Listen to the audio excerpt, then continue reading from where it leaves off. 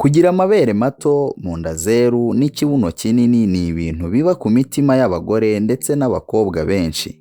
Aho usanga bamwe banywa ibinini byongeresha ikibuno abandi bakiteresha inshinge.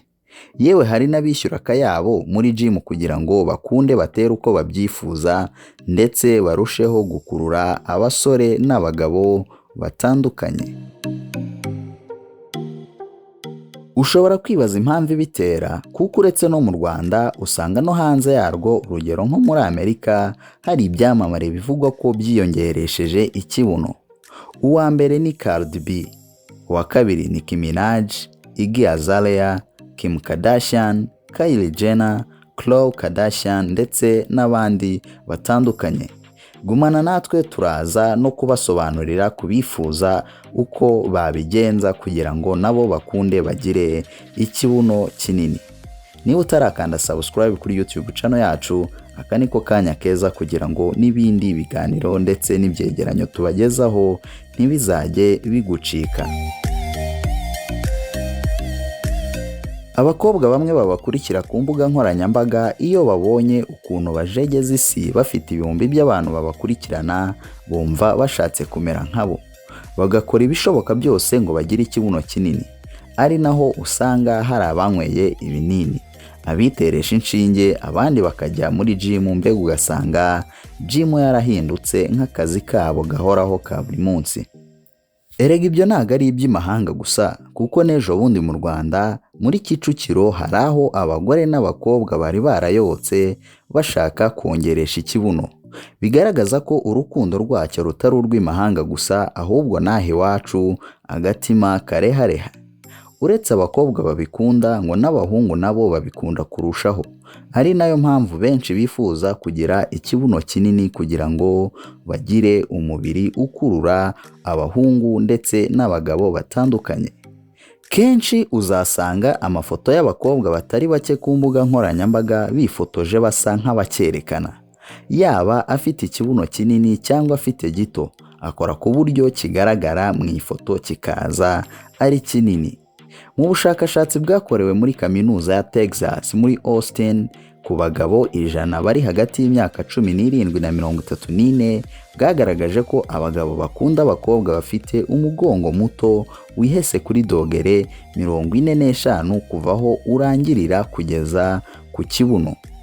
Niba utabyumva neza ariko ukaba uzi uko Kim Kardashian ateye, neza wamaze kubona ishusho y'uko biba bimeze.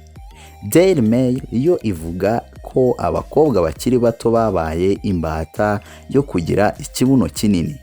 Uwitwa Beth Cobb w'imyaka 24 yavuze ko babiterwa no kubona ibyamamare ku mbuga nkoranyambaga. Yagize ati, urungano rwanjye 100% bashishikajwe n'imiterere y'ikibuno kuruta iy'amabere, kubera ko tubona ibyamamare byinshi bikerekana kuri Instagram ndetse n'izindi mbuga nkoranyambaga zitandukanye.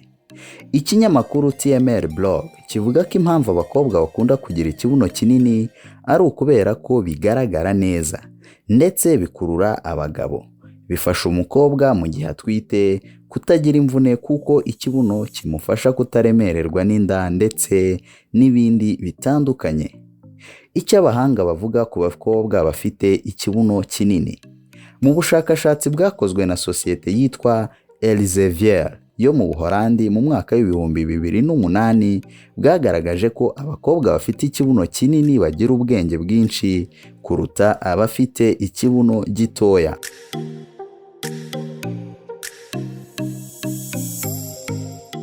Ibi bikaba biterwa nuko ibinure biba ku kibuno bibamo ibyitwa omega 3 cyangwa se omega ya gatatu, bisanzwe biboneka mu biribwa birimo ifi. Byagaragaye ko bifasha ubwonko gukura neza.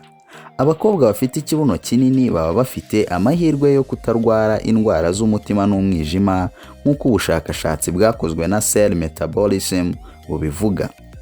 Ibi biterwa hanini nuko ibinure biguma ku kibuno gusa, ntibikomeze kuzenguruka mu mubiri wose. Ubu bushakashatsi kandi bukomeza buvuga ko ibinure byo ku kibuno atari bibi ku buzima bw'umuntu. Ubundi bushakashatsi bwakozwe bwagaragaje ko ikibuno kibamo ibinure birimo ingano ya cholesterol ihagije ku ku rugero rwiza, ituma imitsi y'amaraso izibuka, bikarinda indwara z'umutima.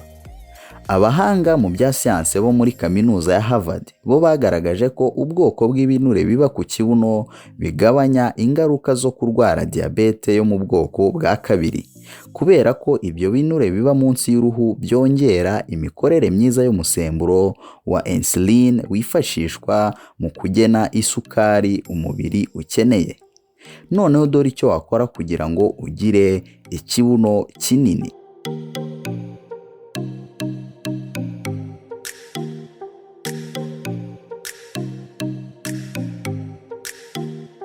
Niba udafite ikibuno kinini ariko ukaba wifuza kukigira, icyambere biragusaba gushirika ubute ukabikorera.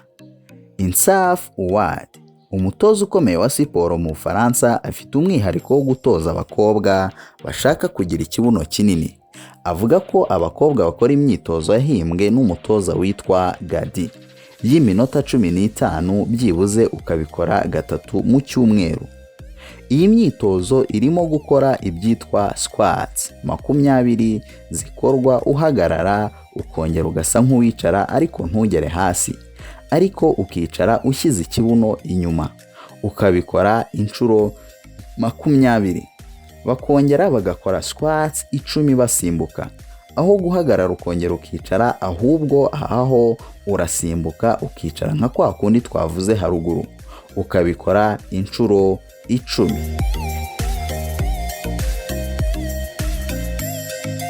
Izindi siporo bakora ni izitwa hip thrusts. Ufata igikoresho kimeze nk'intebe irambuye ariko kigufi, ukagishikamizaho amaboko, ugashyira ikibuno hasi, ugahina amavi, ukajya uzamuka ukongera ukamanuka byibuze inshuro 20. Insaf Ouad avuga ko bakora iyo myitozo 3 bakaruhuka umunota umwe, bakabikora byibuze inshuro 5. Hari abatoza benshi bagira uburyo bwabo bwo gukoresha izi siporo zituma umuntu azana ikibuno, ndetse no mu rugo wabigerageza, gusa zigomba guherekezwa no kurya ibiryo birimo poroteyine zifasha kongera umubiri.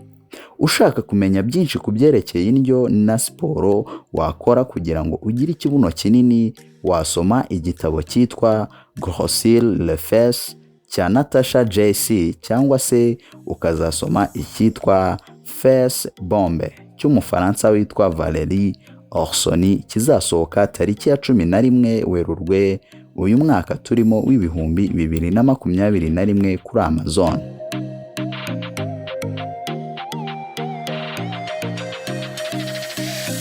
Bakunzi ba Leo World News 250, nanga dusoreje icyegeranyo twari twabateguriye, gusa kugira ngo ujye ugerwaho n'ibindi byose ndetse n'ibiganiro tuzajya tubagezaho, wibuke gukanda subscribe urebye ijambo riri munsi gato y'iyi nkuru, ukandeho, numara gukandaho ku ruhande harahita haza inzogera, nayo wibuke ukandeho kugira ngo byose tuzajya dushyiraho ujye uhita ubimenyeshwa.